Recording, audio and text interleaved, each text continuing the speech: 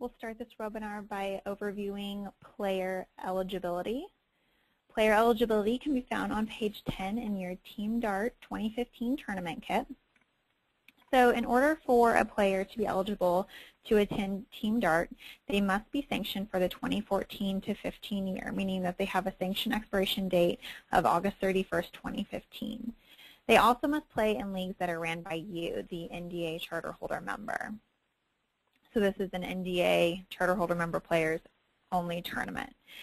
Players must have played a minimum of 96 league games between April 1st, 2014 and March 20th of 2015. And these games should be obtained in no less than 8 separate weeks of league play. They can be in either O1 or cricket. However, they must have a minimum of 24 games in the format that the player is entering into, whether that be O1 or cricket.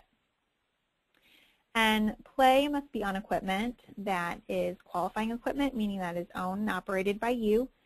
You can also find the definition of qualifying equipment on page 8 in your Team Dart 2015 tournament kit.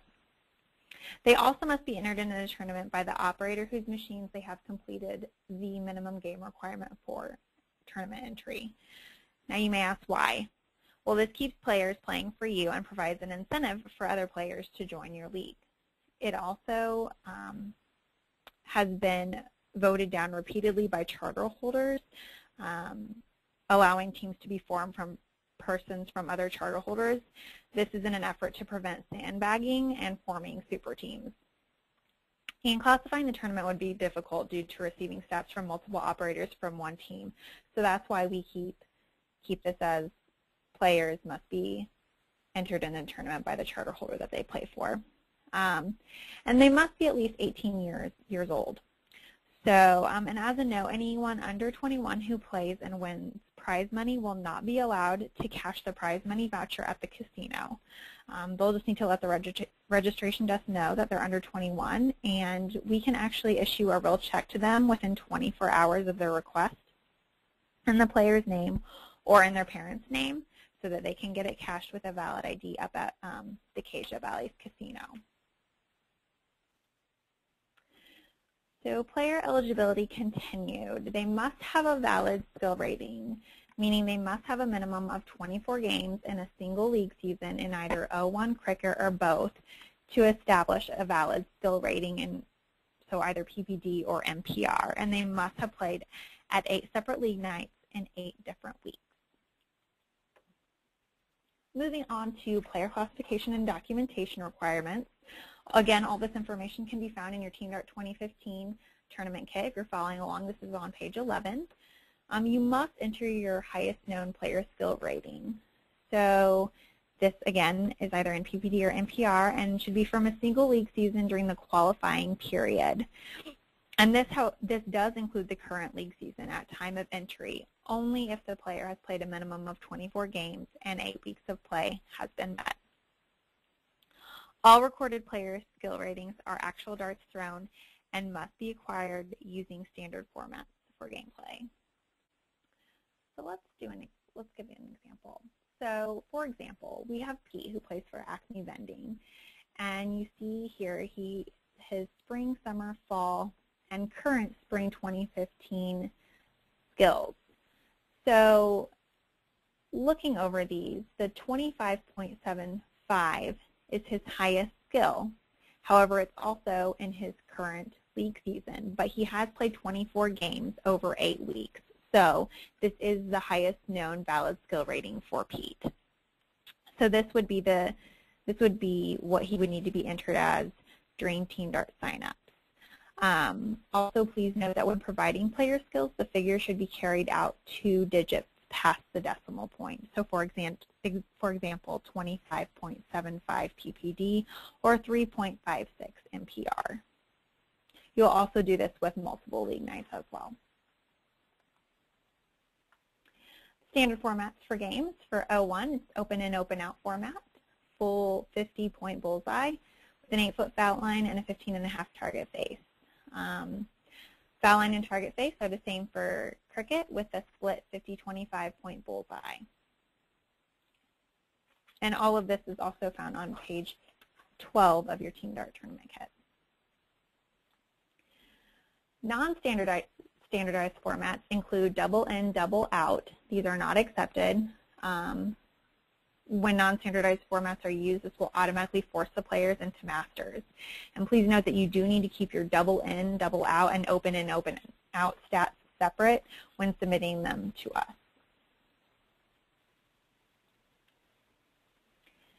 There is some documentation that is required prior to March 20th.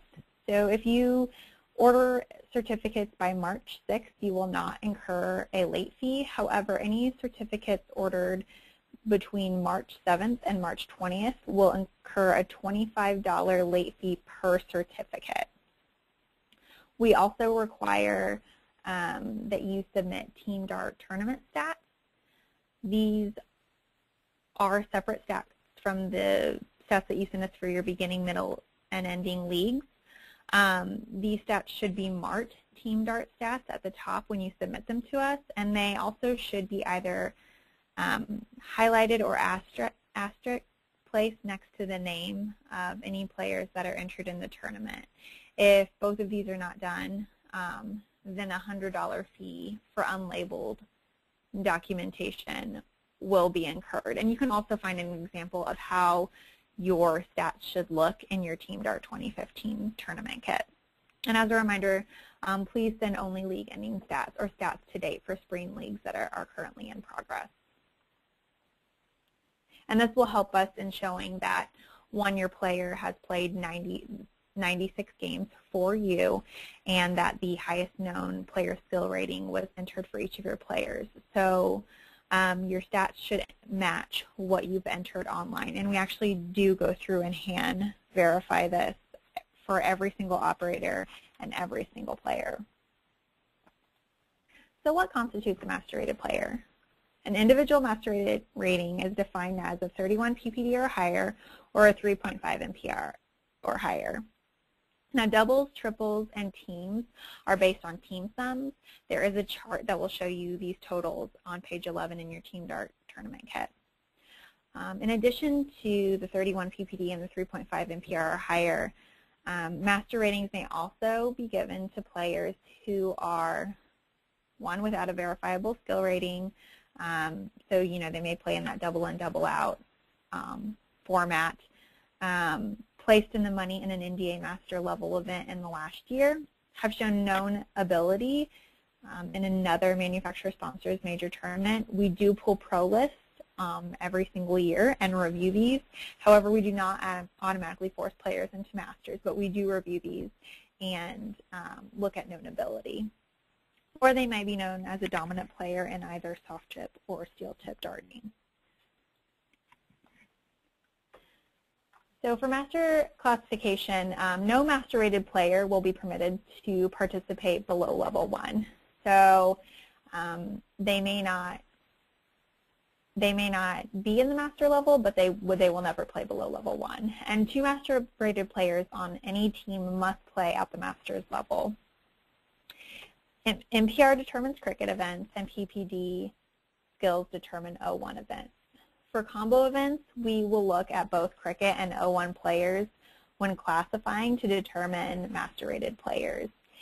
And ladies masters events at Team Dart are by choice. So ladies playing in non-lady masters events should use the open criteria to determine master player ratings.